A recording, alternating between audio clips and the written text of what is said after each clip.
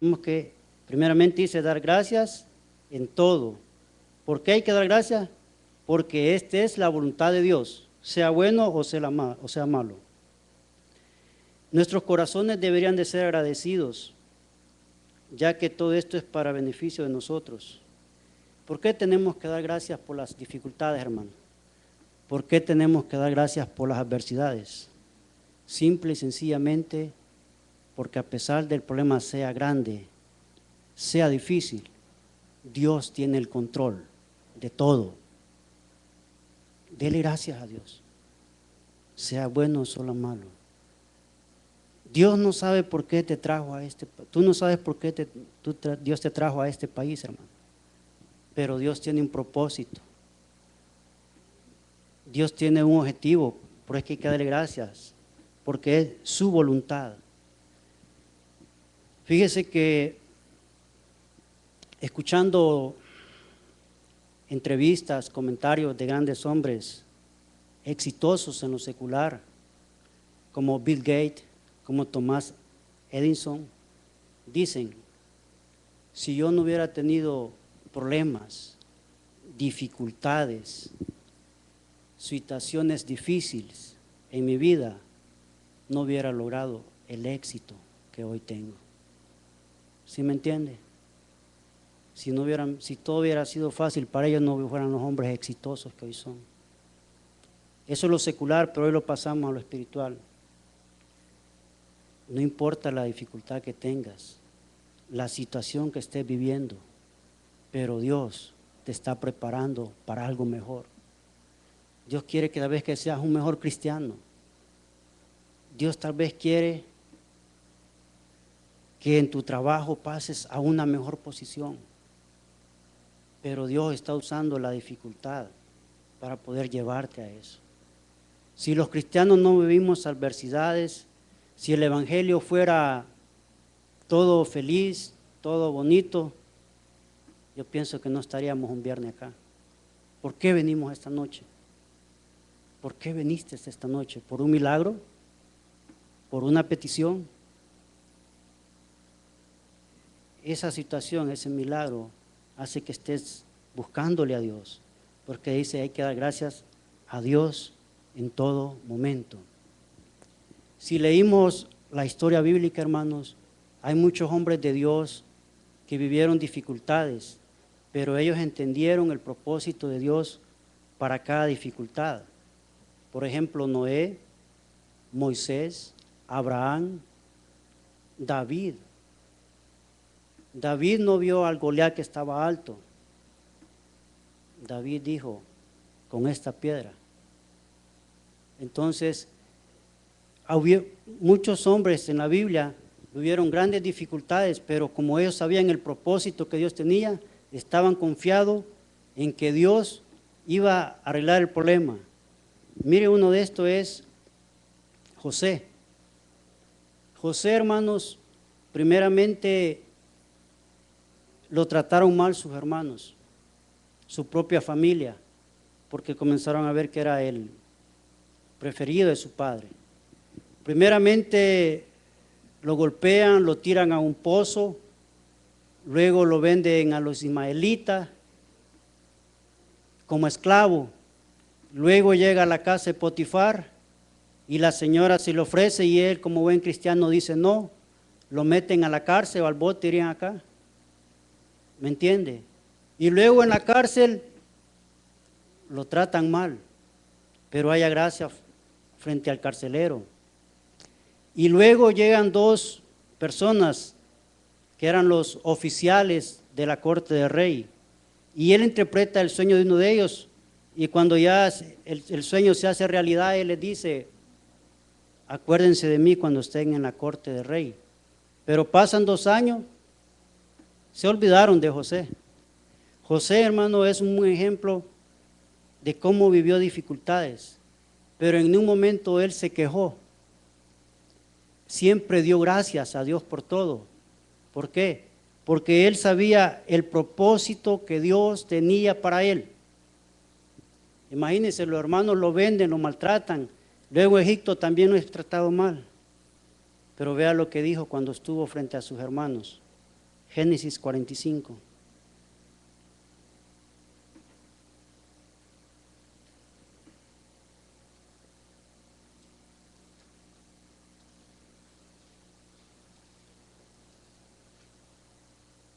Génesis 45, del 4 al 8.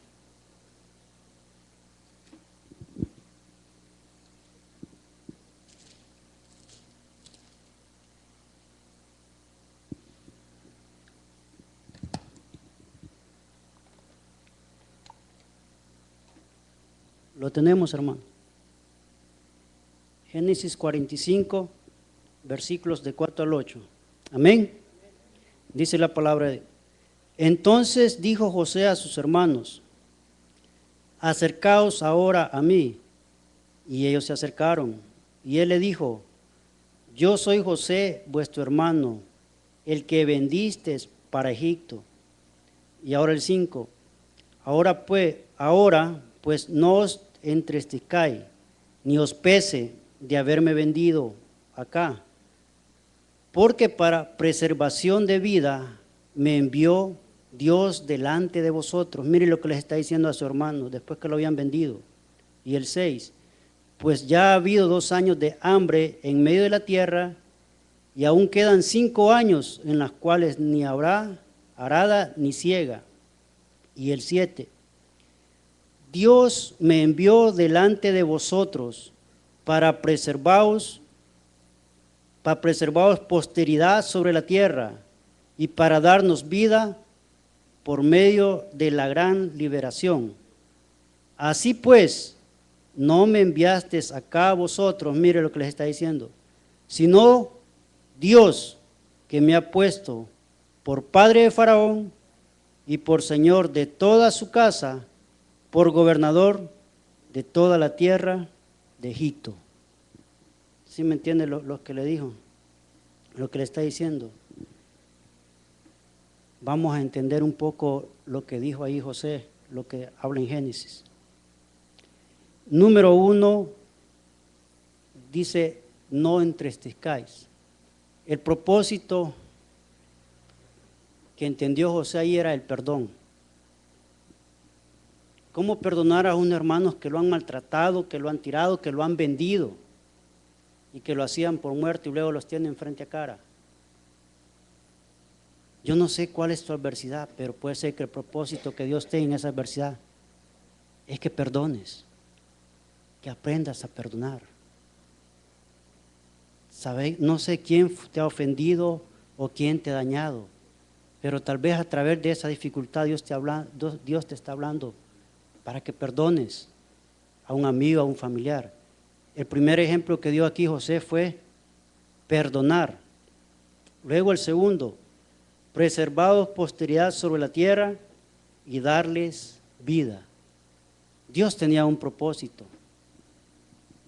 Dios iba a usar a José para poder preservar a su familia en los tiempos difíciles de la dificultad. Iban a pasar tiempos de hambre, donde la tierra de Canaán ya no se podía plantar nada. Para los que han visto el documental o la película, ve que queda sequía completa. Pero allá estaba José, haciendo un trabajo para preservar a su familia. Luego dice el 3, me puso como padre de Faraón y señor de toda la casa y gobernador en toda la tierra de Egipto. Me puso como padre de Faraón y señor de toda la casa y gobernador en toda la tierra de Egipto. El éxito.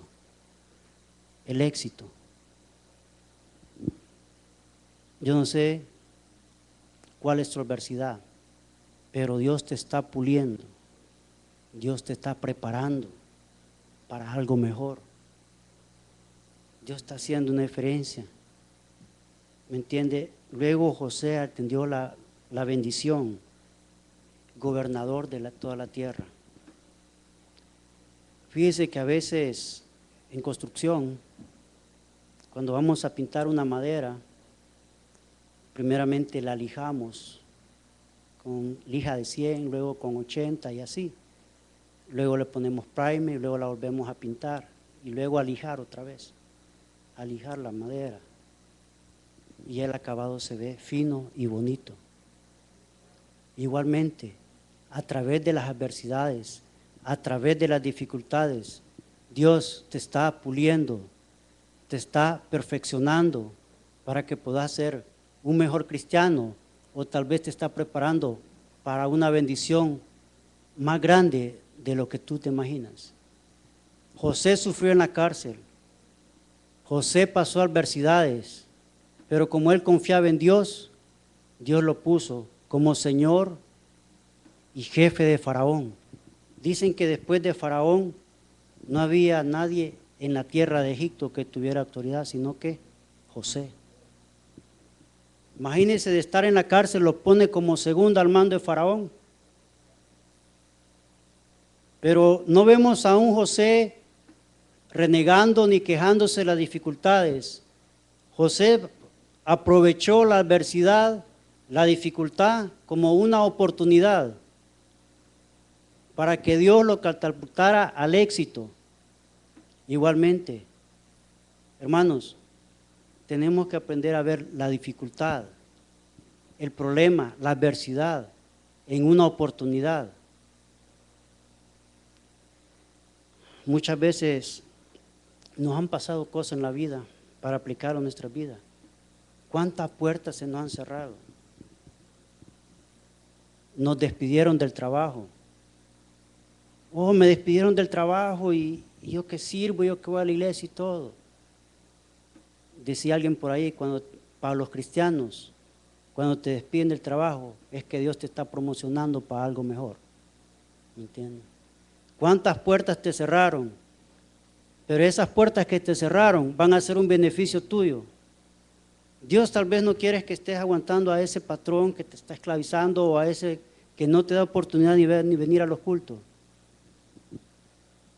Dios es el experto de transformar las adversidades en oportunidades. A pesar de la situación que tú no entiendas, a veces no entendemos los problemas. ¿Por qué me está pasando? Tú no lo entiendes, pero Dios te está diciendo, quiero sacar un beneficio para ti. José, después de vivir adversidades, alcanzó el éxito, pero para eso tuvo que vivir dificultades, aflicciones, porque entendió la voluntad de Dios. Dios lo preparó para lo mejor. Yo no sé para qué te está preparando Dios esta noche, hermano. Yo no sé cuál es tu adversidad, cuál es el problema que tú has venido batallando, pero yo sé que Dios te está preparando para cosas mejores. Dios quiere hacer milagros en tu vida. Dios quiere glorificarse en tu vida. ¿Me entiendes? Ya no le quejes a Dios, sino dígale, hágase tu voluntad. Entonces, ese es el ejemplo de José. Entonces, las adversidades, aprendemos muchas cosas y aprendemos que a dar gracias. Pero mire lo que dice el apóstol Pablo también acerca de las adversidades. Romanos capítulo 5.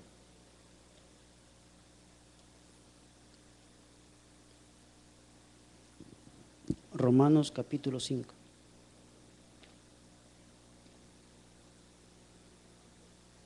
Versículo 3.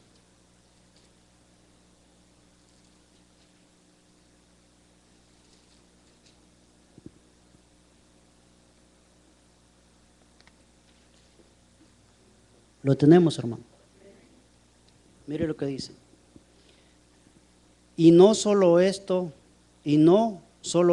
sino que también nos gloriamos en las tribulaciones, sabiendo que la tribulación produce paciencia. Y la paciencia prueba, y la prueba esperanza. Las tribulaciones, las dificultades nos pueden servir para aprender la paciencia de Dios. Oh, que me despidieron el trabajo, no sé cómo lo voy a hacer, los biles ya vienen y tengo que pagar la renta y no tengo trabajo. Paciencia, Dios tiene algo mejor para ti. Que me bajaron las horas en el trabajo, me quitaron horas en el trabajo, no sé cómo le voy a hacer, estoy desesperada. Paciencia. calma, Dios tiene algo mejor para ti. Te quitaron horas en el trabajo, qué bueno, hoy vas a tener más tiempo para venir a la iglesia. La dificultad transformada en oportunidad. ¿Me entiendes? Entonces la paciencia es algo muy importante, aprender a tener calma, sabiendo que Dios tiene el control. Y la segunda es la esperanza. Cuando hablamos de esperanza, hermano, estamos hablando de que tenemos que aprender a confiar en Dios.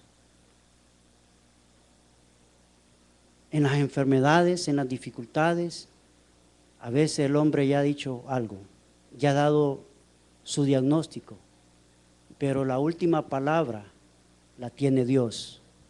La esperanza, a confiar en Dios. El hombre ya dijo, pero la última palabra la tiene Dios. Esa es la esperanza que tenemos en Dios. Las pruebas, las dificultades, hermano, Dios las desarrolla en nosotros para que podamos aprender a tener el carácter de Jesucristo. ¿Sí me entiendo cuando le hablo del carácter? Jesucristo fue azotado, fue golpeado, fue ofendido, pero Él siempre dijo que se haga la voluntad de mi Padre. ¿Sí me entiende?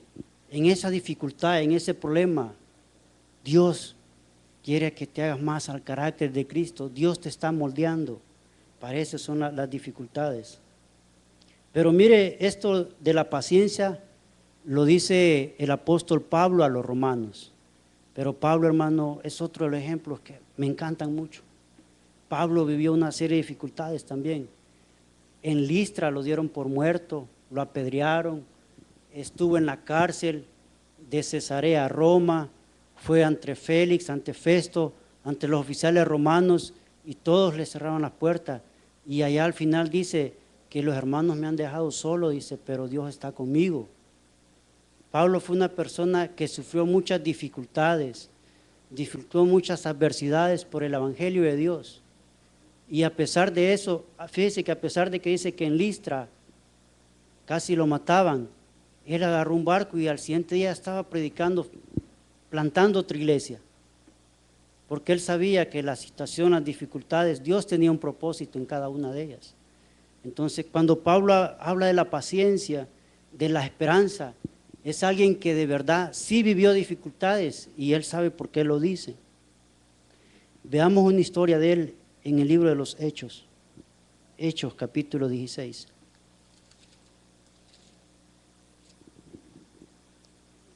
Hechos capítulo 16, versículo 23.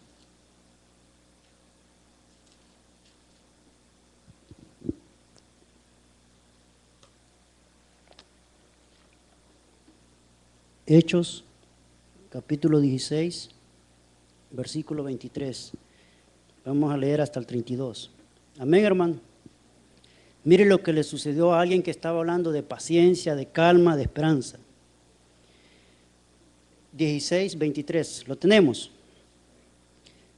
Después de haberles azotado mucho, los echaron en la cárcel, mandando al carcelero que los guardase con seguridad, el cual, recibido este mandato, los metió en el calabozo de más adentros y les aseguró los pies en el cepo.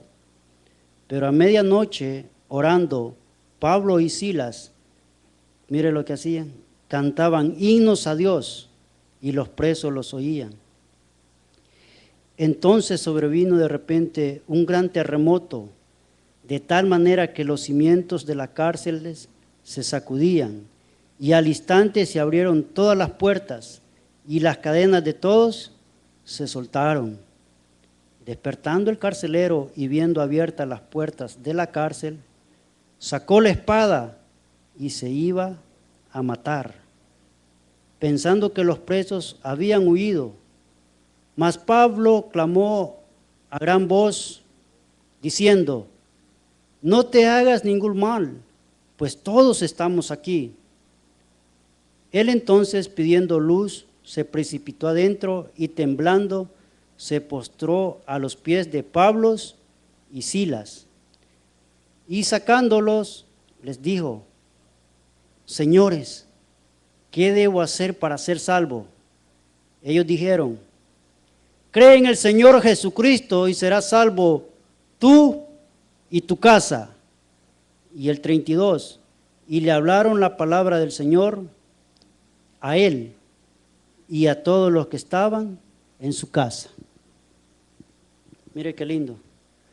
Pablo y Silas estaban en la cárcel, pero ellos vieron el propósito que Dios tenía en esa dificultad, en esa adversidad. Mire lo que hacían. No lloraban, ay Señor, que estoy en la cárcel, ¿qué vamos a hacer? Y los romanos, a ver para dónde nos van a deportar. Cantaban himnos a Dios. Sí, imagínense el gozo y la alegría de saber que todo está bajo la voluntad de Dios. Cantaban himnos alabando a Dios a pesar de la circunstancia. Qué tan difícil es en momentos de dificultad, de desesperación, porque las adversidades producen desesperación, depresión, estrés, cantar himnos. Ellos se encontraban en una circunstancia muy difícil, estaban en la cárcel, por lo que hicieron es cantar himnos para que todos oyeran. Después, ¿qué es lo que pasó? Dios realizó un milagro. ¿Cuál fue el milagro? Hubo un gran terremoto y se sacudieron todas las puertas de la cárcel. Y el otro fue, se salvó el carcelero y toda su familia. ¿Cuál era el propósito que Dios tenía a Pablo a Silas en la cárcel? Número 1, le salvaron la vida física al carcelero. ¿Qué dijo el carcelero? Me voy a matar, los presos se fueron, me quedé solo. Tranquilo, le dijo Pablo, aquí estamos. Le salvaron la vida al carcelero, porque él se hubiera matado, dijo, antes que venga la corte marcial romana y me den, mejor me mato yo solo. Tranquilo, le dijo Pablo, aquí estamos, no hagas nada. Y lo otro es, se salvó él y toda su familia. Fueron salvos él y toda su familia. Quiere decir que todos creyeron en el Evangelio. ¿Sí me entiende el propósito que Dios tenía en esta acción? El propósito, Pablo lo sabía, que era para que ese hombre se convirtiera. Pablo y Silas habían confiado completamente en la voluntad de Dios. No se quejaron ni se enfocaron en sus circunstancias. Ellos no dijeron, estamos en la cárcel, ¿qué vamos a hacer? ¿Cómo hacemos para...? No, se enfocaron porque sus corazones estaban firmemente confiados en el Señor. Y ellos sabían que Él sería fiel en librarlo. Hermano, hasta en las peores situaciones, hasta en las dificultades, en las adversidades, Dios es digno de alabanza y gloria. ¿Me entiende? Yo me imagino a un Pablo ahí, todos los presos y ellos cantando, va. Pueblos todos, batid las manos, alabar a Dios. Imagínense, yo digo, ¿cómo alguien estando en la cárcel puede cantar himnos? Si la dificultad es grande. Pero ellos sabían el propósito que Dios los había llevado ahí. Y el propósito era para que este hombre y toda su familia fueran salvos por medio de Jesucristo. Entonces, eso es muy importante, entender el propósito que Dios ha hecho. Pero para ir concluyendo, hermano, otro ejemplo más. Lucas 22, 42.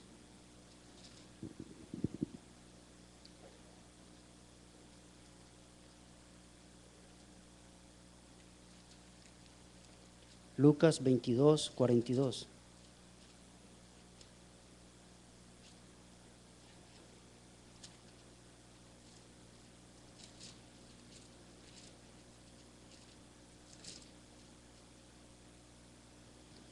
Jesús en Getsemaní. Lo tenemos. Lucas 22, 42. Amén, hermano. Diciendo, Padre, si quieres, pasa de mí esta copa, pero que no se haga mi voluntad, sino la tuya. Primeramente, vamos a entender el versículo. Hágase no se haga mi voluntad. A pesar del problema, a pesar de la dificultad, usted dígale, Señor, yo sé que la situación es difícil, yo sé que los problemas son grandes, pero que no se haga mi voluntad, sino la tuya.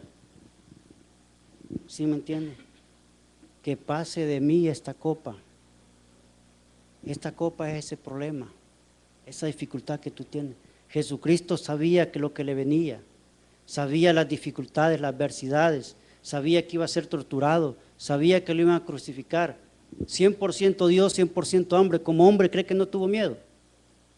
¿Cree que no hubo las emociones? ¿Cree que no hubo tristeza que lo que le iba a pasar? Claro, por eso es que dice que no pase esta copa. Hermano, a pesar de ese problema, tú dile que pase este problema ya, Señor, pero que no se haga mi voluntad, sino la tuya. ¿Cuántos quieren pasar la copa esta noche? ¿Cuántos decirle a Dios que se haga tu voluntad? Que se haga tu voluntad, no la mía. Jesucristo nos da una muestra de cómo ganar las victorias en situaciones difíciles. ¿Cómo se gana la victoria en situaciones difíciles? Diciéndole, Señor, este problema es tuyo, que se haga tu voluntad.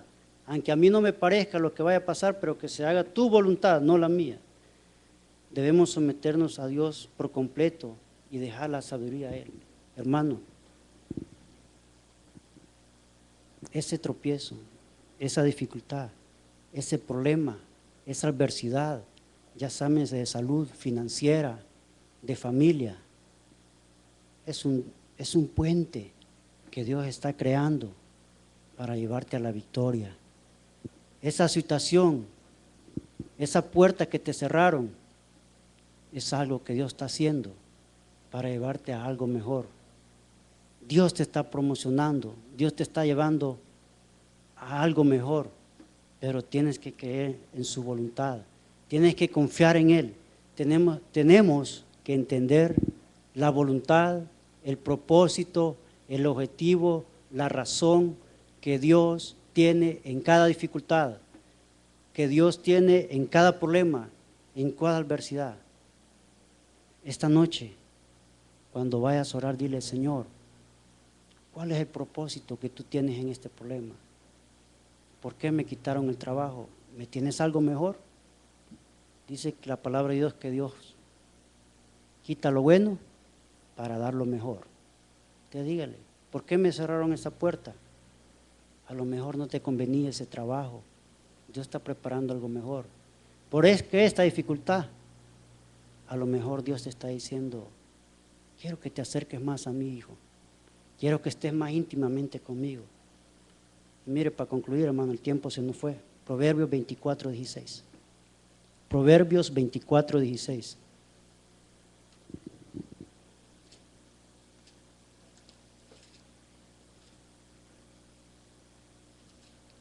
Proverbios 24:16.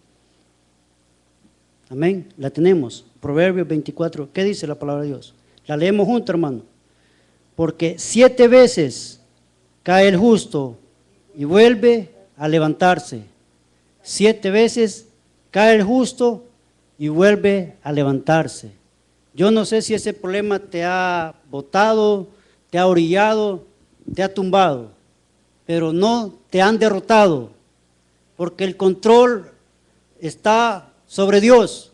Dios tiene el control de esa voluntad, Dios tiene el control de ese problema, Dios tiene el control de esa situación, y todo se va a hacer conforme a la voluntad de Dios. Que el Señor te bendiga.